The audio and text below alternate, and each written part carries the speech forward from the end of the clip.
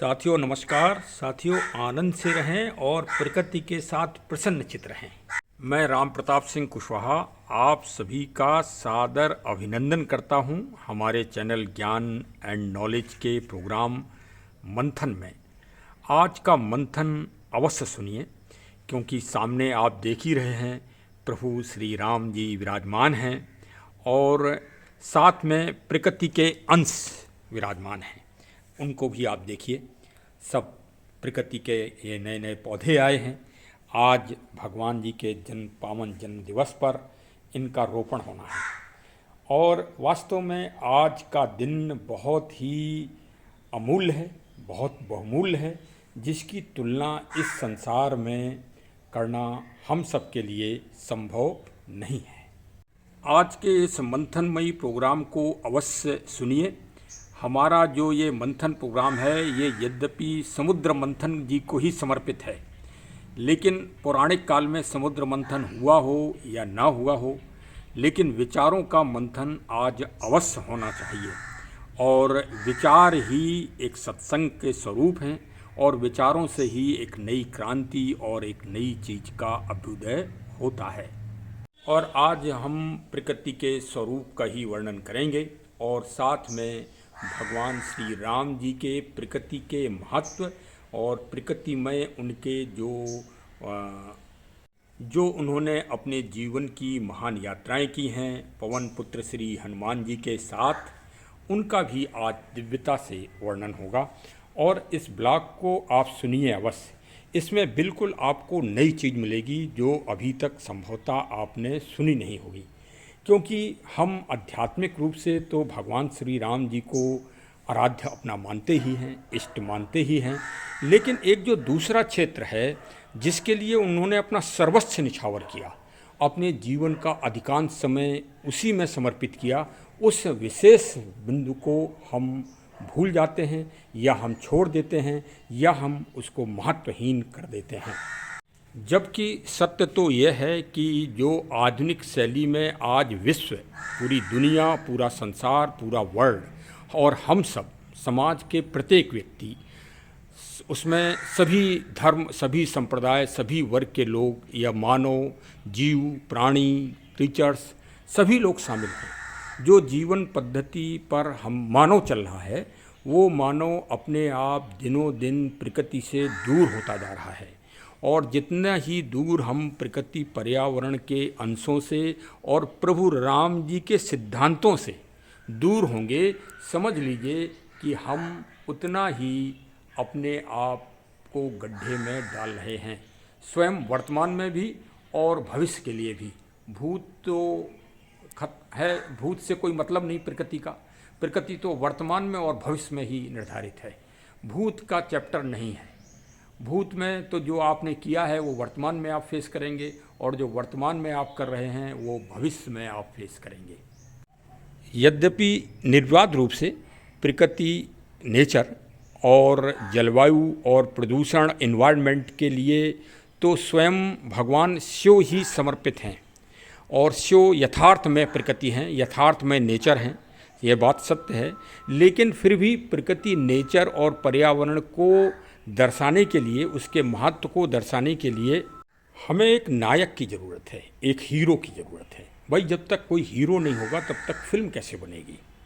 सारे आपके पास कथानक मौजूद हों, खलनायक भी मौजूद हो, लेकिन अगर हीरो नहीं है तो हीरो अगर इस दुनिया में कोई है तो प्रभु श्री राम जी हैं। प्रकृति के संरक्षण व संवर्धन का जो उन्होंने अमूल्य ज्ञान दिया है, जो उन्होंने पूरा जीवन समर्पित किया है प्रकृति के संरक्षण में और प्रकृति के महत्व को बताने के लिए, वो अद्वितीय है, बेमिसाल है और अखंडनीय है। और वैसी मिसाल आपको दुनिया में किसी अन्य नायक में मिलना दुर्लभ है। मैं तो भगवान शिव को भी रख रहा हूँ, मैं तो भगवान श्री कृष्ण को भी रख रहा हूँ, अन्य किसी धर्मावलंबी या संप्रदाय के या मजहब के ऊपर मैं बात नहीं करूँगा, क्योंकि फिर मामला विवादित हो जाता है। मैं तो अपने से ही बात कर रहा हूँ। मैंने भगवान शिव को भी रखा, भगवान कृष्ण जी को भी रखा, भगवान श्री राम जी को भी रखा। और शास्त्रों का अध्ययन करिए तो शास्त्र कहते हैं कि भगवान शिव जी का तो जन्म हुआ ही नहीं, वो तो आदि और अनादि हैं, वो तो प्रकृति में ही समाहित हैं। भगवान श्री राम जी का जन्म हुआ और भगवान श्री कृष्ण जी का भी जन्म हुआ या अवतरण हुआ। तो भगवान श्री राम जी का जन्म हुआ तो जरा पहले उस प्रसंग को समझें कि जितनी भी प्रकृति थी वो आह्लादित हो गई, खुश हो गई, और नए नए पत्ते निकल आए, नए फूल निकल आए, और नए नए फल पैदा होने लगे, नए नए कंद आ गए, जंगलों में सुगंधित वायु और सुगंधित वातावरण हो गया, इन्वायरमेंट हो गया। और भगवान श्री कृष्ण जी जब पैदा हुए तो घनघोर बारिश हुई और माता पिता जी को जेल से निकल के बाहर जाना पड़ा, और यमुना जी अपने प्रचंड रूप में आ गईं। मतलब एक डर और भय पैदा हो गया। देखिए, हमारे लिए तो दोनों ही पूजनीय हैं, लेकिन जो स्थिति है, क्योंकि राम आधार हैं, प्रभु श्री राम जी स्थायित्व है, प्रभु श्री राम जी एक विचारधारा हैं, किसकी? मर्यादा की। इसीलिए वो पुरुषोत्तम कहे जाते हैं। पुरुषोत्तम, जिसमें सब चीज़ शामिल है, वो पुरुषोत्तम। तो उनके प्रकृति के दृष्टिकोण को तो देखना पड़ेगा। आज सबसे बड़ी संस्था संयुक्त राष्ट्र संघ है, जो हर चीज़ के लिए, मानव वेलफेयर के लिए हमेशा चिंतित हैं। जो वहाँ के महासचिव हैं, उनकी आप घोषणाओं को सुनिए। उनकी घोषणाएं प्रकृति और जलवायु परिवर्तन के दंश के लिए कितनी चिंतित हैं, वो कितने व्याग्र हैं इस समस्या से। मानव की अगली पीढ़ियों को बचाने के लिए आज दुनिया में निसंदेह सबसे बड़ी समस्या अगर कोई है तो जलवायु परिवर्तन के दंश की है। प्रदूषण है, एनवायरनमेंट है। देखिए, आप आतंकवाद से लड़ लेंगे, आप प्रगति नहीं हो रही है, मुद्रास्फीति आ गई है, आप उससे भी लड़ लेंगे, आर्थिक मंदी से आप लड़ लेंगे, लेकिन अगर जलवायु का एक अंश, अगर जल स्तर बढ़ गया समुद्र का, तो आप सुनामी लहरों को नहीं रोक पाएंगे, आप भूकंप की महाप्रलय को आप नहीं रोक पाएंगे। इतना ना अभी मानव सामर्थ्य है और न ही भविष्य में दिख रहा है कि आप प्रकृति से आप लड़ सको। इतने आप सामर्थ्य नहीं हो। आप अपने आप को भीष्म पितामह की तरह धोखे में रख रहे हो, और भविष्य के लिए आप, भावी पीढ़ियों के लिए आप अंधकार में वातावरण पैदा कर रहे हैं। जिस तरह से आप प्रकृति पर्यावरण का नष्ट कर रहे हैं, आप उनका खनन कर रहे हैं, आप उनको जहरीला बना रहे हैं, आप उनको एकदम प्रदूषित किए दे रहे हैं। वास्तव में ऐसे समय प्रभु श्री राम जी के जो जीवन कृत्य है, जो जीवन यात्रा है, और जो उन्होंने पर्यावरण के लिए महान कार्य किए हैं, वो वास्तव में पूरी मानव जगत के लिए प्रेरणात्मक और मोटिवेशनल हैं। देखिए, ईश्वर ने सबसे बड़ी कृति मानव को बनाया है, और मानव को ही सारी जिम्मेदारियां दी हैं कि वो जीवों की भी रक्षा करे, पेड़ पौधों की भी रक्षा करे। क्यों? क्योंकि इन्हीं से हमको प्राणवायु मिलती है। देखिए, है तो सब सर्किल में ही, वो हमको प्राणवायु देते हैं। हमारी जो हम छोड़ते हैं कार्बन डाइऑक्साइड, उसका वो शोधन करते हैं। तो वास्तव में वो तो देवता तुल्य हैं ही, इसमें क्या बुरा है? आप मत मानो, आप देवता उनको मत कहो, ये आपकी मर्जी है। लेकिन अगर कोई दाता है, कोई भी दाता हो, चाहे वो ईश्वर हो, परम शक्ति हो, और चाहे पेड़ हो, चाहे नदी हो, चाहे पर्वत हो, चाहे एक फूल हो, वो भी सुगंध दे रहा है वातावरण में, आपके एनवायरनमेंट को शुद्ध कर रहा है, वो भी, उसके भी हम ऋणी हैं। तो इन सब के हम ऋणी तो हैं ही। देखिए, एक उदाहरण से भगवान प्रभु श्री राम जी की मानव लीला की दूरदर्शिता हम आपको बता रहे हैं। आज 2023 में अगर दुनिया के सामने सबसे बड़ी अगर समस्या है तो अरण्य सुरक्षा, जंगल सुरक्षा, पेड़ पौधों की सुरक्षा, और जलवायु का संरक्षण व संवर्धन, और पर्यावरण का दुरुस्तीकरण, एनवायरनमेंट को सबसे अच्छा रखना।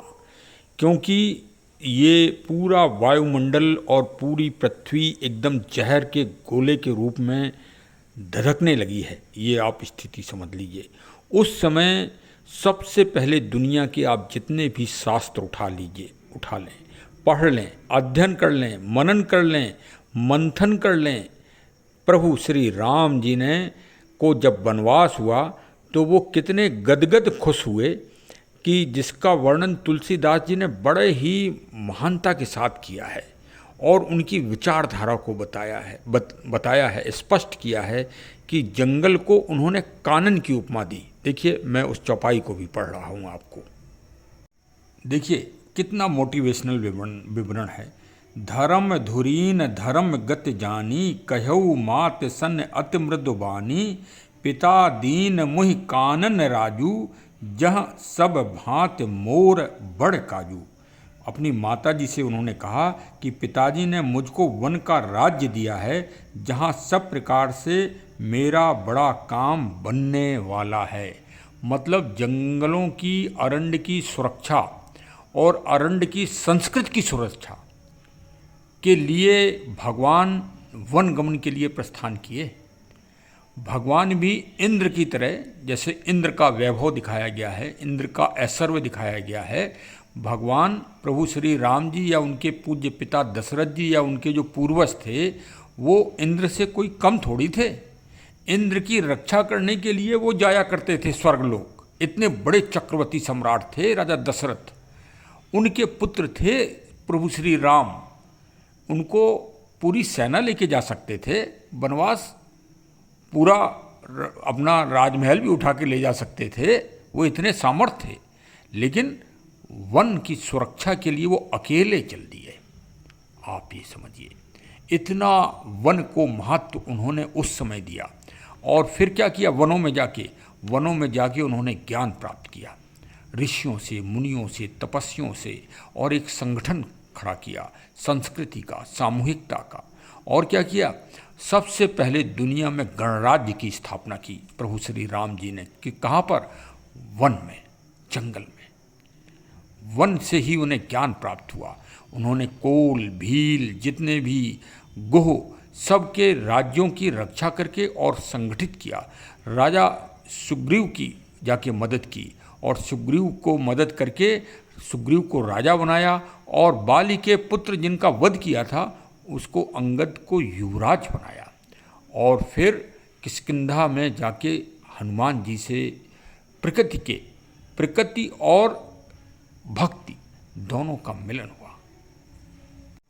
फिर पूरी वानर सेना खड़ी की। मतलब देखिए कितनी बड़ी जीवों से उन्हें स्नेह है। फिर जटायु जी का पिता के समान वीर गति का अंतिम संस्कार अपने स्वरूप में किया, अपना स्वरूप प्रदान किया और वैकुंठ धाम प्रदान किया श्री जटायु जी को। और जब नल नील ने महान टेक्नोलॉजी के द्वारा राम सेतु का निर्माण किया, तो उन्होंने उसका श्रेय सबसे छोटे प्राणी जीव इस दुनिया के गिलहरी, स्पैरो को दिया। गिलहरी को सारा पूरा एक महत्व दे दिया। पूरे राम सेतु को निर्माण करने का पूरा कार्य गिलहरी को महिमा मंडित कर दी, गिलहरी की। और जब रावण भगवान रामेश्वरम की स्थापना करने के लिए आया और एक कमल का फूल कम पड़ गया, तो भगवान अपनी आँख को अर्पित करने लगे भगवान शिव की पूजा के लिए। ये है भगवान का, प्रभु का, श्री राम जी का समर्पण प्रकृति के प्रति, क्योंकि प्रकृति स्वरूप ही भगवान शिव हैं और उनको कमल का फूल अर्पित करना था। जब कमल का फूल कम पड़ गया, 108 फूलों में से 107 ही फूल थे और 108 की आवश्यकता थी, तब वो अपनी आँख ही अर्पित करने लगे। तब भगवान शिव गदगद हो गए दशकंधर रावण के सामने, जबकि दशकंधर रावण भी उनका शिष्य था। भगवान शिव ने भी परीक्षा ली थी प्रभु श्री राम जी की। यद्यपि समुद्र के घमंड के ऊपर वो विनय न मानत जलद जड़ कहा तो, लेकिन समुद्र का उन्होंने अहित नहीं किया। समुद्र की रक्षा की, जल की रक्षा की, जली जीवों की रक्षा की। जो आज महाशक्तियाँ समुद्र में जाके आणविक विस्फोट कर रही हैं और पूरे समुद्र के पानी को जहरीला बना रही हैं, वो उन सबको प्रेरणा लेना चाहिए भगवान प्रभु श्री राम जी के प्रकृति प्रेम से और प्रकृति रक्षा व संवर्धन के महान कार्यों से। और भारत को प्रभु श्री राम जी की इन महान नीतियों को जन जन को संयुक्त राष्ट्र संघ के माध्यम से या अन्य जो भी प्रकृति और पर्यावरण के संरक्षण के संगठन हैं विश्व स्तरीय, उन पर अपनी बात रख के और ये सिद्ध करना चाहिए कि भगवान प्रभु श्री राम जी की नीतियों पर ही चल के दुनिया खुशहाल बनेगी और दुनिया शांतिपूर्ण बनेगी और दुनिया का पूर्ण विकास होगा और राम राज्य देश भारत में ही नहीं, राम राज्य की विचारधारा पूरी दुनिया में फैलना चाहिए।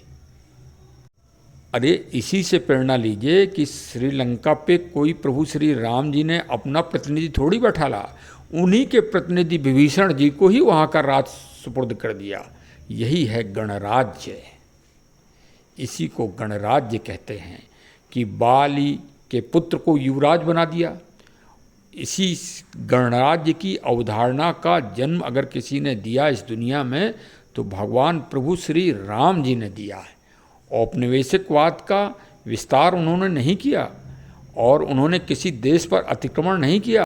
बस कमी है तो प्रभु श्री राम जी की नीतियों को दुनिया को बताने की और उनको फैलाने की, यही एक कमी चल रही है। इस कमी को ही दूर करिए और मानवता और लोक कल्याणकारी महान विचारधारा को जन जन में पहुंचाइए, जिससे पूरे विश्व का कल्याण हो और विचारधाराओं में परिवर्तन हो।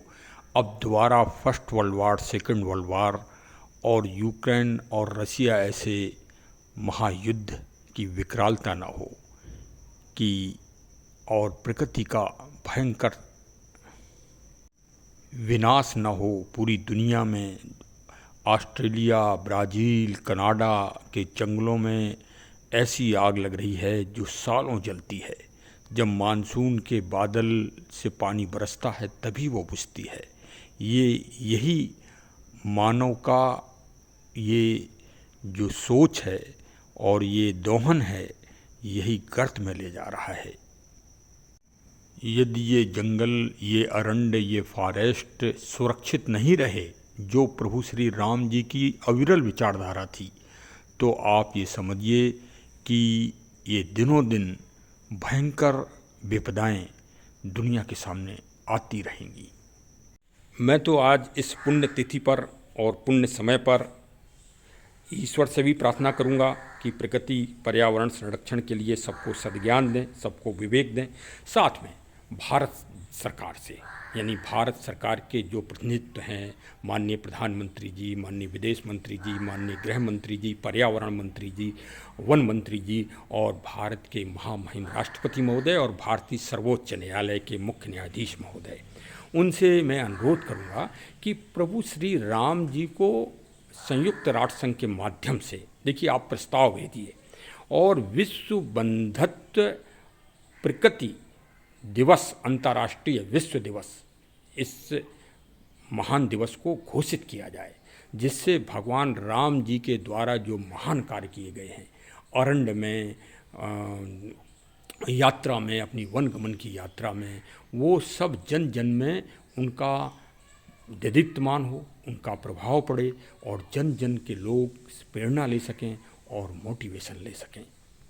देखिए मैं तो भाई अपने छोटे से प्रयास में आज ये शकरकंद की बेल लाया हूँ, वाइन।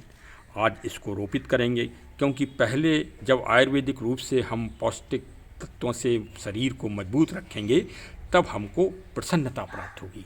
किस तरह की प्रसन्नता? देखिए ये जैसे फूल हैं, ये फूल हैं इस तरह से। और फिर देखिए आज महान संदेश एक और हम वृक्ष के माध्यम से देना चाह रहे हैं। ये सामने peace lily, hybrid peace lily का पौधा है। आज हम इसको भी रोपित करेंगे पावन दिवस पे, जिससे दुनिया में शांति, सद्भाव और बंधुत्व और पीस का एक उद्घोष हो सके और हमारे चैनल के माध्यम से एक महान संदेश पूरी दुनिया में जा सके।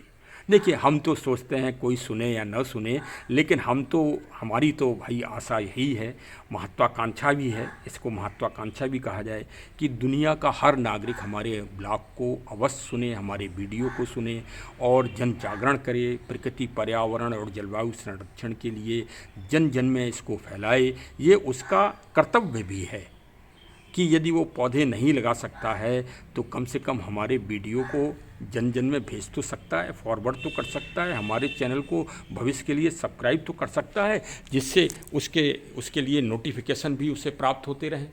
और भाई जितना भी हम पेड़ पौधों की जानकारी देते ही रहते हैं, वो भी जानकारी सबको प्रदान कराते रहे हमारे चैनल के माध्यम से। हाँ, और क्या, इतना तो हम कर ही सकते हैं। देखिए, एक ये दीपक जी जल रहे हैं, ये प्रकाश तो फैला ही रहे हैं, इनके प्रकाश को कौन रोक सकता है। अरे हम हाथ ऊपर से रख सकते हैं तो लग सकता है कि प्रकाश नहीं आ रहा है, लेकिन प्रकाश तो फैल ही रहा है। तो इसी तरह भगवान राम जी का प्रकाश पूरी दुनिया में फैलाइए, इसको संकीर्ण भारत देश तक में मत रखिए, इसको विश्वव्यापी बनाइए। जब आप विश्वव्यापी बनाएंगे तब दुनिया में विचारधारा, नई विचारधारा, सकारात्मक विचारधारा, पॉजिटिव विचारधारा पूरी दुनिया में फैलेगी और उनकी मर्यादाएं, उनके संस्कार, उनको पूरी दुनिया में फैलाना पड़ेगा। आप और हम संकीर्ण विचारधारा से अभी तक चल रहे हैं। हमने प्रभु राम जी के सिद्धांतों को देश के बाहर ही नहीं जाने दिया। वो तो जो हमारे प्रवासी भारतीय लोग थे वो श्री रामचरितमानस के माध्यम से प्रभु श्री राम जी को बाहर ले गए विदेशों में।